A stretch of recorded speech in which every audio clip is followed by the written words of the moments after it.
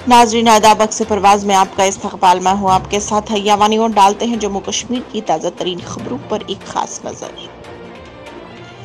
जनूबी कश्मीर के शोपियां में फोर्सेस एहलकारों और अस्करियत पसंदों के दरमियान एनकाउंटर जारी है। एनकाउंटर में एक अस्करियत पसंद के हलाक होने की खबर है, जबकि सिक्योरिटी फोर्सेस के एक एहलकार के जख्मी होने की खबर है और एनकाउंटर अस्करियत पसंदों और सिक्योरिटी फोर्सेस के दरमियान हनूज जारी है। माम नवाजों ने बेजापुर से लापता जवान राकेश्वर सिंह मनहास को रिहा कर दिया।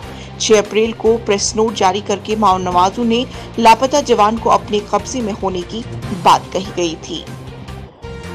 सुप्रीम कोर्ट ने जुमेरात को एक अहम फैसला सुनाते हुए कहा कि जम्मू में हिरासत में रखे गए रोहिंग्या पनागुनीज़ों को वापस भेजने का मुतनबा अमल पूरा किए बगैर म्यांमार नहीं भेजा जाएगा।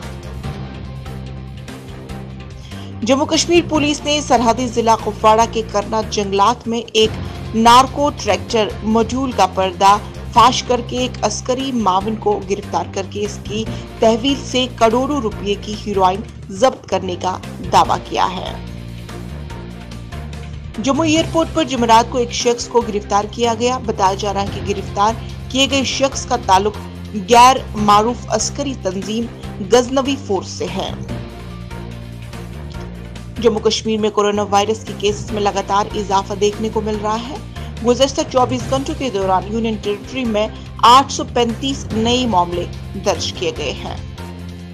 कश्मीर यूनिवर्सिटी के साबिक वाइस चांसलर रियाज पंजाबी जुमेरात की सुबह दिल्ली में इंतकाल कर गए।